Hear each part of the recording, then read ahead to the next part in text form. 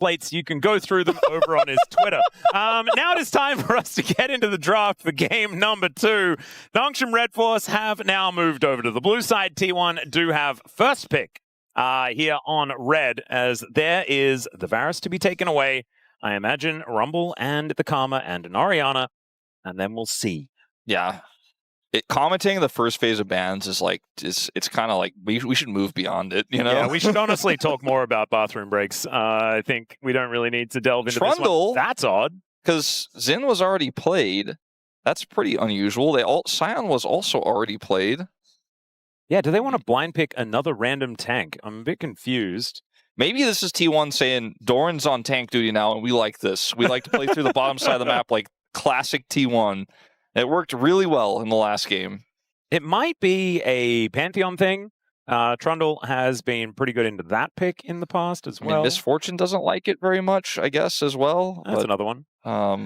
We will see the Orianna and the Karma. First pick is T1's. I think Rumble will be the third ban for NS RedForce here.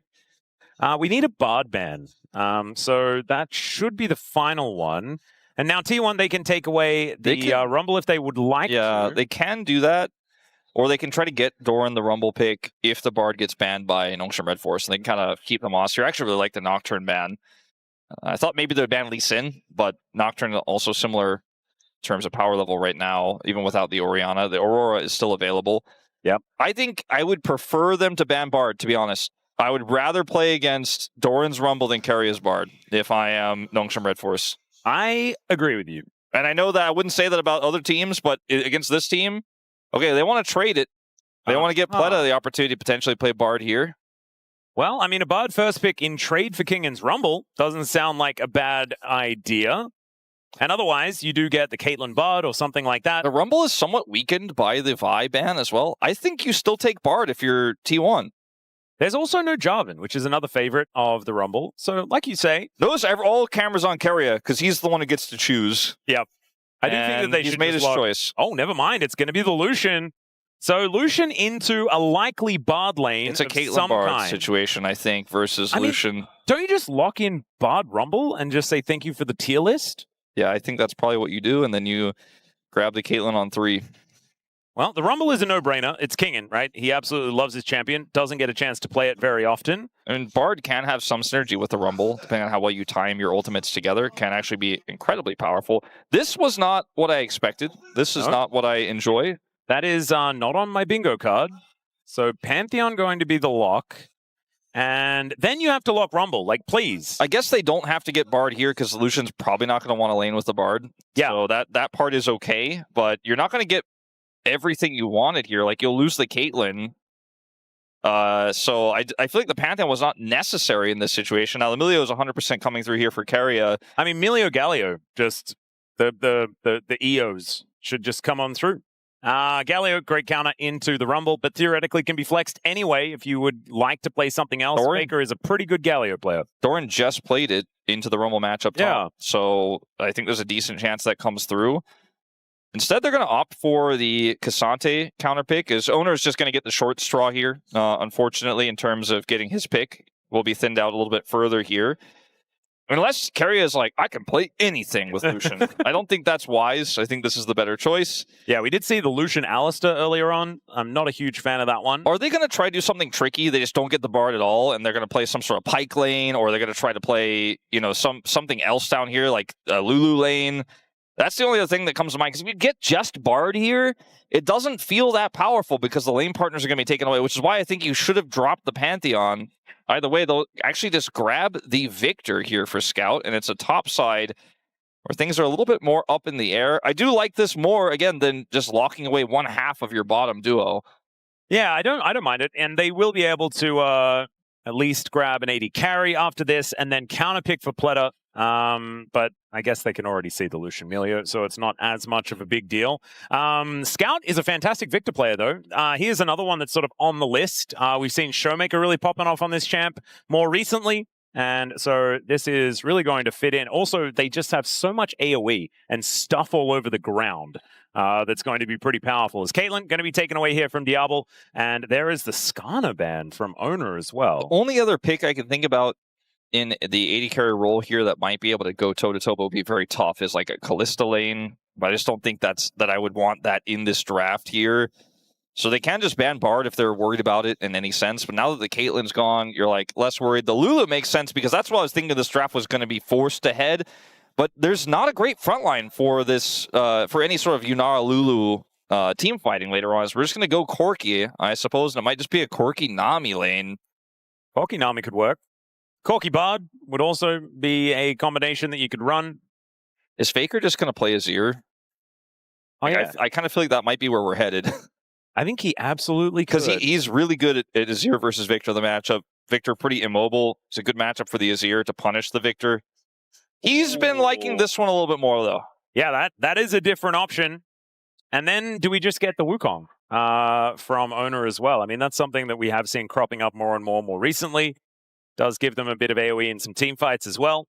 But he might opt to cook a little bit more than that. He could play Nefiri here. That'd be fun. I think it's pretty good into this draft. Can kind of circumvent the Pantheon. Yeah, Oner is... He's laughing. I think they are throwing out some suggestions. It's just going to be the Wukong. It's just the Wukong. He's not cooking. Yeah, sorry, guys. I think I must have willed that into existence. As Pleata going to go with the Nami in the end. This is a champion that he has found a fair bit of success on in the past, so does make some sense there. But having a Bard go all the way through the draft is kind of a crazy thing. I don't like this matchup for the Corki Nami because the Milio fire kick is so much easier to set up than the bubble. And if you try to bubble, Lucian just dashes past it towards you and is like, I'm winning. And then the campfire comes out and it is so hard to win those trades. Now, it is a pretty easy barrier choice for the Corki in this game. There's not a lot of CC that he's going to be super worried about. In fact, really none at all in this draft that he could cleanse. So do you think that that's going to be a power point? At least he'll have the summoner equivalence here into this Lucian lane, but I am just so worried about the insane mid-game power that T1 have with this draft. The scaling on the other side is really huge here on the side of Nongshim, so if they can survive the early game, it's going to be great, but not a whole lot of teams survive the early game against T1 right now. It is a difficult point. However, they will have push in at least their solo lanes. I think Corki Nami could manage to make something happen, and Pantheon can gank early. So there are some options that they can play around. The problem is the nameplates are the biggest issue here, in my opinion. Not to mention when you get to team fights, like you say, T1's composition just looks very, very scary. And we know Peyz is on an absolute tear at the moment. Lucian Milio is cream of the crop. Let's get into the rift, see whether it works in game number 2.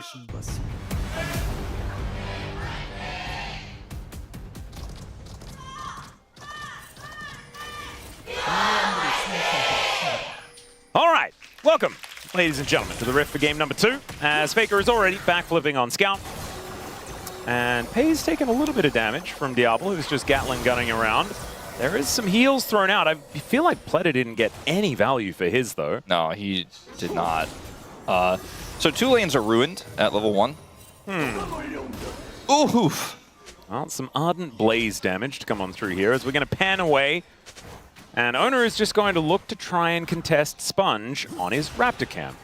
I'm not sure about that one, but let's see who's going to win the level 1. As Scout is rotating over, and Oner is going to have to turn tail. He's going to have to call Faker. Faker, please. Yeah. The Blast Cone going to cause some shenanigans here, as Oner is definitely dead.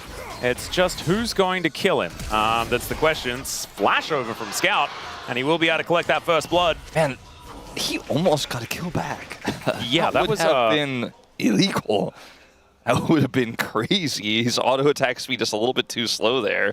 But a flash had to be used by Scout to help secure that kill. He does pick up the kill, which is important. Also misses out on a decent amount of experience in the mid lane as well. So, yes, he manages to get first blood, but it's still possibly dangerous. Oh, God, are we going to have a dead... Nah, he's fine. Nah, he's fine. Pet power. Yeah, that's like Doran's over the other side of the map. He's like, no, man, that's my thing. How dare you? The Krug Lord himself. He is the only one that is allowed to give Krugs kills. They would not stay in line unless it was him. That's why he's the Lord. Indeed. Keria is going to get zoned out here momentarily as Peyz went on back home. Yeah, not sure exactly how this happened. As a nice little barrier here from Diable allowed him to complete his recall. because we were watching that big scuffle, but definitely a trade went a little wrong for Peyz and Keria there, and they ended up having an awkward back timing. As you can see, a little bit behind in experience. Baker's 1-0 on this Akali pick, but it feels like he's played it more than that. That one game was pretty insane. Yep. Kind of crazy that Scout hasn't played the Viktor yet, as he has been known for this champion for quite some time. So not only just hasn't had an opportunity to play it so far in the LCK, certainly put in a lot of miles over in the LPL. As we do have Oner making his way back onto the other side of the map This now. stat feels kind of fake because Showmaker popped off on both of his Viktor games and wasn't able to win. Like, Viktor looks incredibly strong right now. I think that stat line, you look at the player names and the situations that are there, and it's kind of a tricky one. I would agree. And also, some of them are from a bit earlier on as well. I feel like he's come into his own more recently. Absolutely agree. So maybe you can ignore the Loki numbers and stuff like that. Okay, we're going to see a TP here from Doran. Kingen's going to secure his back. And the game will slow down a little bit after that. Very aggressive play from Oner early. He is maybe going to get a little bit of value here in just camping this blue buff, as the wave timing means that there's no real roam for Scout. He's going to have to drop so much if he actually comes over. He's already 10 CS down, and they will secure this. And Faker actually just comes over to support Oner, slinks into the Fog of War, makes sure that he's able to take it. And Sponge, realizing that there was no mid lane there, wasn't actually able to contest. So pretty cute, just comes on over, takes the buff away. Nongshim still have a decent gold advantage though, largely based on that first blood, as we know already, but the bottom lane doing just fine, top lane doing just fine. As Diable taking a lot of damage here. Sponge coming in at exactly the right moment, but Diable might just be dead. So close to being wiped out as the flash from Keria will be able to pick it up. He does get traded immediately, but that means Diable is not there to pick up this wave. Exactly, that's the main part of it. That's a great call from Keria. This wave and the experience will be denied. And they knew that Diable didn't have barrier because he used it to complete his recall moments before. So they track that summoner. Peyz knows he has the damage there, and he almost gets the kill. But Keria's like, look, my flash is worth it in this situation. I'm a Milio, and I'm going to go in there. I'm going to grab that kill. He does pick it up there. Assist goes to Peyz, but like you're saying, now the wave state here, or rather the CS state, back in Peyz's favor. Yeah, well, Bubble is going to get a relentless pursuit out of Peyz at least. But still, he's going to be absolutely fine. Something you mentioned earlier on, you can always just kind of dash the bubble, and he's going to be fine. Now, sometimes you can place a bubble where you predict a dash, and the dash can kind of backfire that way, but if you wait, and if you're patient, it does work out. Peyz knows he has barrier advantage here. They're a little bit worried about Sponge, but they're like, okay, I think we have the damage, and without Keria's flash here, they did not, but he commits it. Sponge will pick up the kill, so it's not without a backside to it, or a what's the word I'm looking for, without any negatives here. Like, the flash was expended, the kill goes over to the Pantheon, so it wasn't a complete win for T1. They are still behind in gold, but it does fix the Lucian game state a little bit here. Yeah, it's not too bad. Still, Nongshim pretty happy with how this early game has gone so far. And with Kingen on his Rumble as well, I mean, this is a champion that we haven't really been able to talk about when it comes to Kingen more recently, just because he's had that one banned against them so many times here in the LCK. Let's see whether he can actually have a powerful mid-game to put Nongshim in even better position. But Phosphorus Bomb does some work here, but Diable is losing out on these trades, and Faker is now making a roam down. Diable does have both summoners, so they need to be careful about overcommitting into turret. But the wave is not in the great spot here for Diable and Pleata. It's very awkward, in fact, for them. Yeah, they are able to get themselves out of the way, though. Nami is pretty good at making you able to avoid stuff, but Faker just ults on in. 5-point strike comes down. There's the backflip as Faker gets on top of Diable. Not quite enough damage. And he is able to flash his way to safety, but that will put the flash on cooldown. Peyz as well did flash in that last exchange. Going to lose a lot of CS for this choice as well. And Oner, I don't think without his ult here, he's very close to it, but he doesn't have it. We'll be able to follow up. Great protection here for Nongshim as well. Sponge coming on over to make sure that they don't get dove when they are so incredibly low. Looks like Faker ended up getting about half to 2/3 of that wave, so not as bad as I initially thought when I was looking at the minimap there, but still a heavy cost for that play. And Diable loses his flash, though, as well, so for a follow-up with this Wukong later on, could be quite strong. In fact, does have level 6 right now. Let's see if Diable is going to greed for this, or if they're just going to use this prio to get Dragon. Sponge is still nearby. Yeah, just on the Krogs right now, just going to be clearing through his bottom side jungle. Might be somewhere that Oner could attack as well.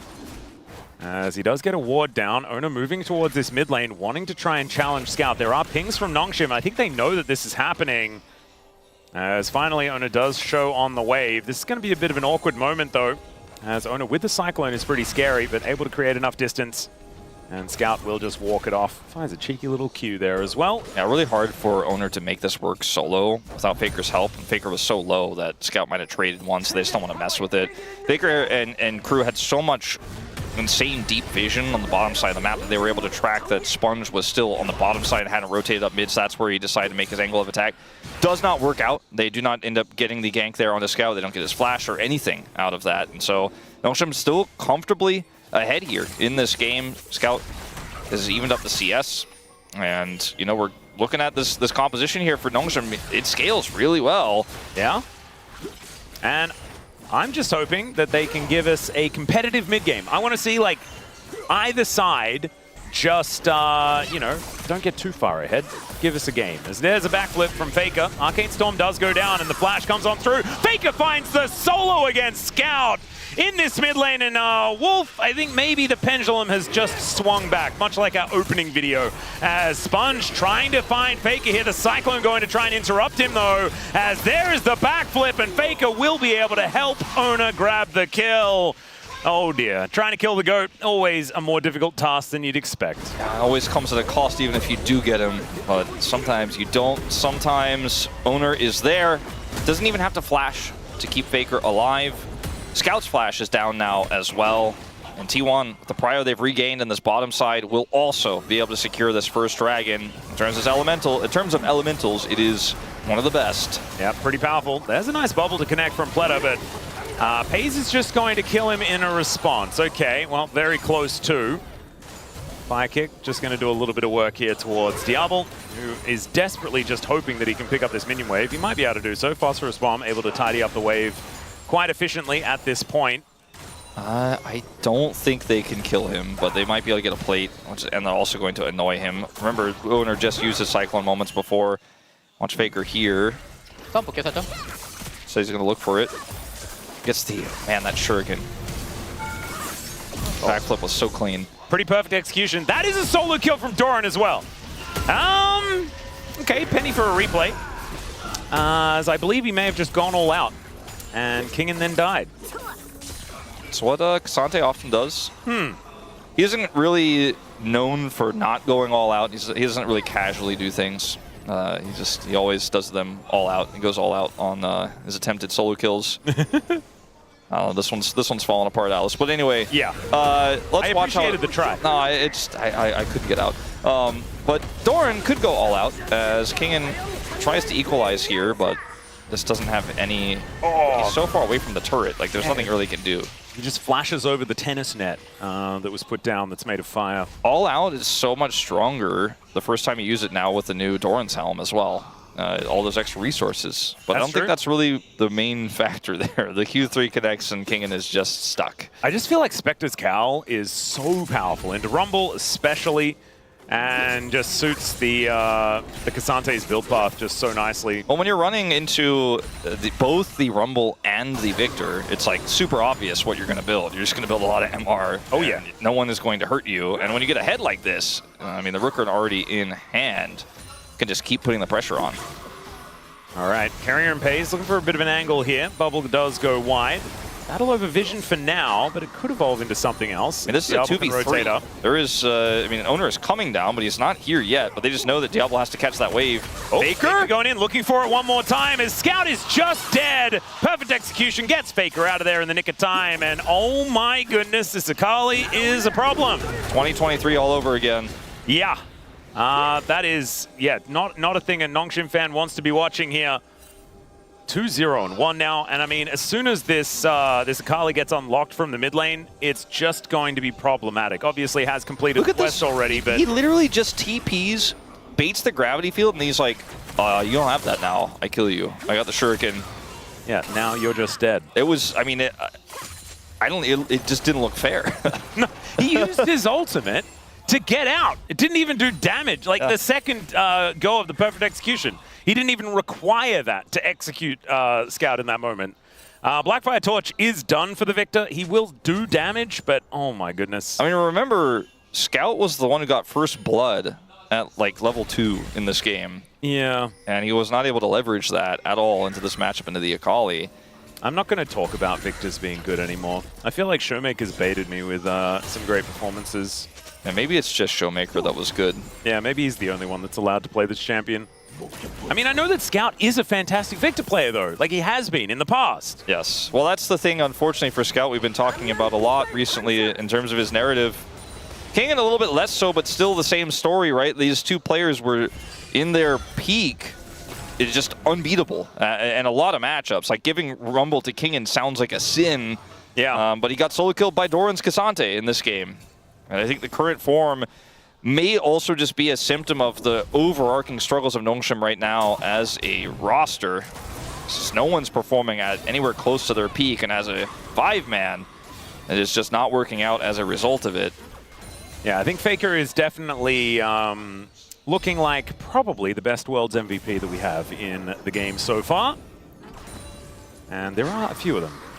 So Nongshim going to be pushing this wave up on forward. He's taking some damage from these rockets. Oh, Ebb and Flow actually also helping out there. Good timing from Pleata.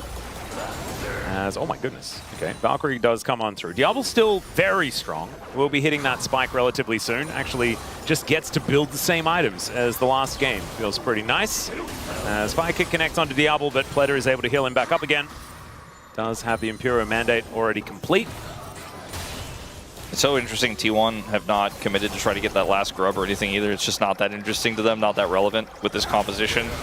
Peyz is playing with fire here. Yep, there is Oner coming in though, finds the Cyclone. Tidal Wave, fantastic for the disengage. However, and T1 are unable to quite find it as Faker going in onto Kingen, looking to put his Death Note together, but unfortunately not quite able to find the angle and just backflips around and has a bit of fun. Yeah, but he didn't flash for it, and Kingen's flash was forced, so it's a huge win either way. As they're getting the Dragon now in the bottom side of the map, or at least we're thinking about it, we'll need to actually win a fight. You just needed to hit that Raptor once. Oh my goodness, that was very depressing. He might be able to win this Smite War, though, as teleport in from Kingen, looks to make his way down. Doran comes on forward. Scout looking for an angle there as well, but Faker just goes into the back line. Not sure about this one, as he is taking so much damage. Surviving for the moment, though, as finally the kill does come through. The Dragon is secured by T1, but both of the solo laners are now dead. Keria limping away from this one, as there is the man drop from Sponge to get the flash on forward to kill the Milio. Did Faker just, you know, Akali can't deny TPs because she doesn't have CC. Did he just time the backflip to follow? That was crazy. I think that's what he did. Actually do it? I think he did. I think that's how he got into that fight, which unfortunately for him put him in a pretty rough spot, and he did ultimately die. But hopefully we get that in the replay. Yeah. I'm pretty sure I knew that that could happen.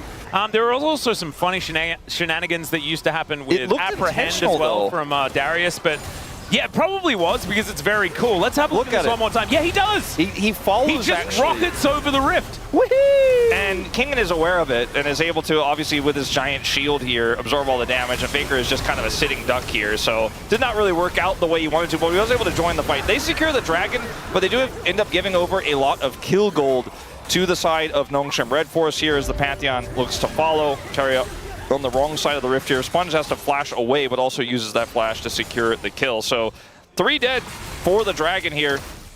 As I actually forgot that this happened. Yeah, so I guess... so 4 dead, sorry. Also dies. Nongshim now back in the driving seat once again. And Sponge might actually be able to grab Shelly unless T1 just decide to start a fight instead. Diable very strong at this point in time, as Pathmaker going to deny the CC there from Doran. Tidal Wave comes on forward. Peyz is able to take down Sponge, but Oner is likely to die as well. Kingen looking very low as Faker does get bubbled, but gets the work done beforehand. And now Diable able to get that barrier down and keep himself alive. Scout now in trouble, gets pulled back, and the dash cannon comes on through. There's the Arcane Storm. Peyz taking so much damage, has to flash to get out of the way. And Pleata is an angry fish, but unfortunately not fast enough to catch up to the rest of T1. Yeah, I think probably should abandon that idea at this point and just be happy with this ward. T1 are finding these incredible angles, but it almost feels like they're ultimately defeating themselves in these longer fights sometimes.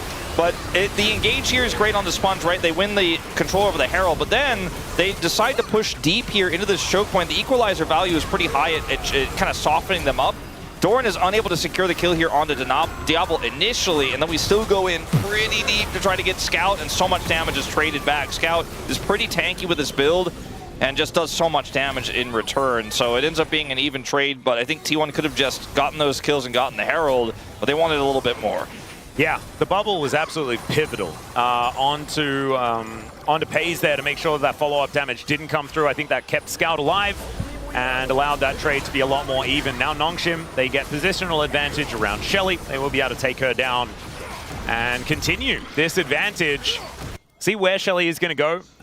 That mid lane is looking already pretty low, so maybe that's not where they're going to go. But 2 minutes on the Mountain Soul Dragon. Yeah, it is first turret going to go over to Faker there on the bottom side of the map. Before this Herald can actually secure it for Nongshim, unfortunately, but they still get the mid turret, which is more valuable. Faker is pushing all the way to the inner, though someone is eventually going to have to answer this Akali, who decided, I don't know if he had teleport actually to follow Kingen last time around when he did do that He didn't actually have it. He has it now, but if they need him, he can be called upon, as Doran is looking for another solo. Yeah, doesn't quite find that damage, and he's underneath the turret. So Sponge will just kill him, and there he goes. Okay, so something circus. Yeah. So, sorry to get. It was very cool the outplays we were seeing from T1, and then they kept attempting them, and they were still working most of the time. And now it starts to feel like we're cooking a little bit too hard, and the game state is not as good for T1 as they maybe think. Well, Faker looking to make it 3. The hat trick of solo kills is pretty powerful, but isn't going to be able to find it just yet. Diable now just moving forward looking for Peyz. There's a fire kick for some disengage. It's going to work out at least for now. And Peyz giving back about as well as he gets. Pleata does have a decent amount of sustain though. Just no pressing mid W over and over again. So it's really scary to actually keep trading like that, especially with Pantheon. Even though he doesn't have ult right now, because he just used it, if he is able to flash stun you as Peyz, because you don't have cleanse, you are not going to enjoy the end result. So probably have to play a little bit more respectfully as the Lucian here. As Faker's going to TP flank, and we'll see Doran be able to swap with them. See if they can secure this kill. I don't think so. Well, Faker does get harpooned to start this one off, so maybe going to be a difficult one. Never mind, he just backflips in. 5-point strike comes down, and now Peyz gets engaged on here in this mid lane, but just not quite enough damage just there. 4 seconds on the Dragon. That is exactly where Nongshim want to go. Yeah, they do, I think, have to give this Dragon up T1. But they can set up the swap I was talking about. Well, Faker took too much damage, so he is going to back. Instead, I was going to say Doran could TP to answer the Viktor push. So Faker has to walk down to answer it, in fact, because he took all that damage. They decided to keep the Cassante pushing, and that means Scout is going to pick up a lot of money here, actually. I thought they were going to have Doran TP down and keep Faker on the top side after that attempted solo kill, but instead, it's going to be a Doran pushing. Dragon goes over, turret goes over, and Nongshim are keeping this game incredibly close, and their comp scales really well. So starting to get a little bit worried that if T1 make 1 or 2 more big mistakes, Nongshim could actually take this for them, take this away from them. Certainly is a possibility. I am a little bit worried for what's coming up, right? Like if T1 do just decide to lock in, right? They've got a great front line in Doran. They have Oner there with the Cyclone that can just cause so much disruption. And we have to remember that Faker has 2 items complete. 2 of his kills are just solos against Scout.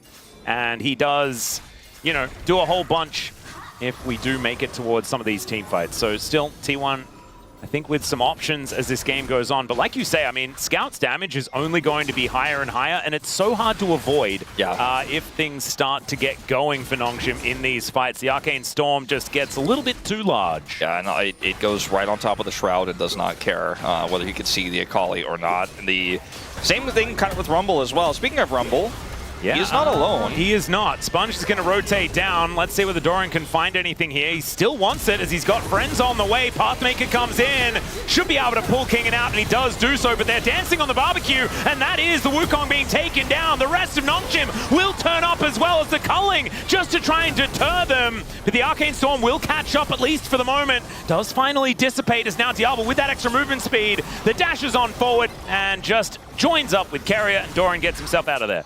All right, Faker, by the way, getting a lot of money here in the mid lane while all this is happening.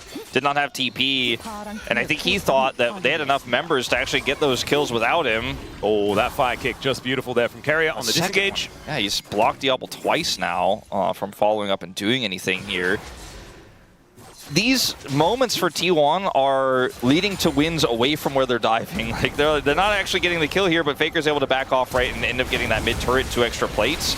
This setup here, I think, is when I watch this happen, it almost feels like Dandy told Nongshim after game 1, like, hey, just match their rotations. They go for these greedy plays, these aggressive dives, and if we follow them, we can outplay them. And then when the game state is this close, you absolutely can. If T1 think they can pinch faster, Doran is able to because he's Cassante dashed like 7 times to get away. But they almost got him as well, which would have made it even more favorable there for Nongshim. T1 get the plate money and the turret in the mid lane, though, so they actually keep that gold lead. It's very small, though. 600, 500 here, 23 minutes. Yeah, it doesn't exactly mean too much, but it's these incremental advantages and the fact that T1 still seem to be keeping a level head when it comes to making the cross maps actually happen. Still, Nongshim now 2 minutes until this next Mountain Drake. If they get 4 Mountain Drake Mountain Soul, that makes them very hard to kill. Says Atlus really intelligently. I agree with you. Yeah, I think that's a pretty... They will have more tanky stats. It's a pretty base take by you. Thanks. I know it's a bit controversial, but I was confident to go with it. It will be very hard for T1 to fight Nongshim if that does occur. The thing is, it will also be very T1 difficult to get 4 dragons. Yes, that is the next thing. Is T1 they might fight a little harder for Soul Point coming up. In, but your in premise was, you know, if they got all 4. Indeed. You didn't say anything about how hard that would be to do. No. So that's why your take was so based. Yeah. Sometimes it's about the result that hasn't happened yet and the analysis of that result. Yes. That's what I like to go with. Well, T1 do have a ton of prio and control around this area right now, but it's still 90 seconds before this spawns, so and I need to continue to maintain that. The IE is almost done for Peyz. And when that is hit, I think T1 have a chance to close the door on this game. But that team fight, that first big fight, it might be on this dragon, is where T1 need to pull ahead, because if they don't, this Viktor kind of becomes too big to fail. He's already got an arm guard. Actually, for safety here, that's going to feel so good for these upcoming fights. With this build, he's so tanky with the rocket belt. And killing him is quite challenging, actually, for even the Lucian's burst damage. So, T1 are not out of the woods just yet. Yeah, and it wasn't as much of a challenge earlier on in the game. So, Scout needs to try and scale. Find some relevance here in this one. Currently is almost 40 CS behind as well. Faker really has just been mopping up these side lanes. And Scout hasn't been able to find quite as much money. And Faker will very briefly be 2 levels ahead of him as well with level 16. It's actually happening almost right before this dragon fight, which would have been amazing. It's very close to it. Oh, Infinity Edge done as well. Yeah, this is the timing. T1 really want to fight right here, right now to get this soul point. But they don't have the prio just yet. They're going to have to push that mid wave in and head over as fast as they can. Nongshim have full control right now. The question is, do they have the damage to burst this dragon down before T1 get here? I think we are still going to have that 5v5 fight. Well, Faker on a pretty decent flank angle as well, as he has slunk into the bottom lane. There is control vision, though, for Nongshim. And they have kind of done their homework moving into this, as Oner does get over the wall here. They don't know where he is. They're looking for him. This could be a huge flank. Now they're looking to turn onto Faker. Faker does have teleport. If he does go low, he can get back into a fight. But he does just make his way out of there. Now no Grand Starfall available here for Nongshim. But Oner is very far away. Faker did ult in that last one, so won't have that for the ensuing fight. As now Diable getting taken down very, very low. The culling is absorbed by most of Nongshim as there's the equalizer to try and separate them. The all-out from Doran gets into that backline as now the Wukong makes his presence known, but the bubble is so good from Pleata. Peyz now trying to kite this one out, and Sponge has fallen. But both junglers being dead doesn't necessarily guarantee a dragon for either team. Nongshim, they take control of the area, though. They grab the kill onto Peyz, and that should be another Drake going over to them. Faker might be in trouble here. I mean, there's not really much of a way out. Let's see what he can Doran do. Can the back. I'm not sure about that one. Is now Pleata. Can you stay alive? Faker almost killing both of them. As now Doran is trying to get on in here. Scout wanting some revenge, though, as Faker realizes that he's going to have to try and go for it. The Death Ray is named correctly, and both soul lanes, after some heroics, will fall for T1, and Nongshim will take the dragon. I think we're going to 3 3 games, Atlus. I think Nongshim have enough control over this game now. Even just having 2 Mountain Dragons is going to do so much work for their composition. The bubble value here, not this one, but on the follow-up one, is massive. Let's look at this angle for Scout as well, kind of unpunishable. And as Doran goes through here, he takes so much damage. Peyz is trying to push forward here, and he just gets chunked out. And, I mean, Scout flashes to follow here, and the Lucian is just dead, and I think Lucian's time has passed in this game. Faker, by the way, plays this moment so incredibly well. Doran stops his back because he wants to try to see if he can make something of this. As Faker is able to get this shuriken to land here, forces Kingen to flash, and then is almost able to escape. Great flash here as well from Faker, but the Scout's damage is unfortunately from Faker just too much. Then he's trying to be like, okay, well, I guess I'm not getting out, I'll kill you. That death ray, not gonna happen. Absolutely perfect timing from Scout. Otherwise, I think he was just dead again. And that would have been pretty devastating for Nongshim, especially if Faker then gets to go back, then gets to teleport back in. As now Doran taking a bit of damage here, but he is Exante, does have a decent health bar on him. A lot of resources used in that exchange for Nongshim. Notably, the tidal wave is going to be down here. Oh, Diable. My God, the damage from that phosphorus bomb was just gigantic. The Culling goes in. Diable right in that front line as Doran looking to try and cut him up. They do take down the Corki. There goes the Viktor. The damage is just missing outside of Kingen, whose equalizer does come on down. At least he gets rid of the Cassante. The now Faker looking for even more. And T1, they've got Baron on the mind. It only cost them Doran in that fight, and I think they should be able to take this. I think there's just too many T1 members here for Kingen to be able to stop this, and Pleata doesn't have his tidal wave. See what he can get done here, but I think this Baron is T1's. I mean, it does still do a fair bit of damage here as Faker takes both harpoons. Kingen is super healthy at this point in time, but Oner has got Smite. They're not going to be able to stop the Baron. The question is, can they get anything off the back end of this fight? No teleports are going to be respawning, and now they're looking to just try and turn this 4 versus 2, and despite the health bars, I think that Kingen and Pleata overstayed their welcome. They were just watching as the Baron goes down, and then they died. It was a decisive call to try to deny the Baron, but they didn't have any tools for it. If the equalizer was still up, right? Like, if the tidal wave was still up, there's just so many angles. Diable's positioning here, pretty suspect, honestly. After what looked like a huge win for Nongshim, you know, they were able to push T1 away, but then he just stayed so far forward, and T1 were like, well, thank you for the freebie, and then Scout's caught on the other side of the fight. And once all that damage is gone, the Rumble alone can't get it done. As you'll see here, he did hit a few harpoons on the Faker and did a lot of damage, but there's 4 members here. There's no smite for Nongshim. There's no way they're going to deny this, and they cannot stop the Baron, nor will they get out with their lives. And what felt like a 1 game here for Nongshim is tossed to the Wolves. Yeah, now Faker is just going to kill Sponge. 5-point strike gets him another solo kill here in this game, moving to 5-2 and 3. The Rebel Baron power play cresting the 3,000 gold mark. And remember, before that happened, Nongshim were in the lead. And now it has all just gone pear-shaped. T1 decided that the circus is over. It's time for some winning. Oh my goodness, the Culling just destroys Pleata. Half of it. Enough to kill him from 100 to 0. They're sort of ripping these turrets off the map. Inner and mid is just gone. Bottom lane, no answer. Faker's pushing these Baron minions up to the top one as well. They're now going to start to siege this inhibitor turret. 2 inhibitor turrets will be sieged here briefly as Peyz can just walk up to Scout. Like, Scout has to be careful. Yeah, he does manage to go gold, and the Arcane Storm is doing a fair bit of work here, but they are diving this turret, and there's nothing they can do about it. Faker somehow died elsewhere on the Rift, but I'd go 3 for 1, I'd say 4 for 1, sorry, and I'd say that that's probably pretty good. Did Faker go 1 for 1? He did. So we take those. Sponge taking a fair bit of damage here as well, but these Nexus turrets are not long for the world. And just after we were saying that we felt like we might be going to 3 games, T1 were like, hold my beer. And they are now just going to be going home with another 2-0 victory. And the Nongshim woes are going to continue, moving to 13 games in a row that they've been unable to find a victory. And as the Rebel Baron power play ticks over to about 8.2k, the Nexus will go down and T1 will claim the 2-0. It's honestly, it's a big fumble from Nongshim. I do think that with the game state they had, it wasn't over,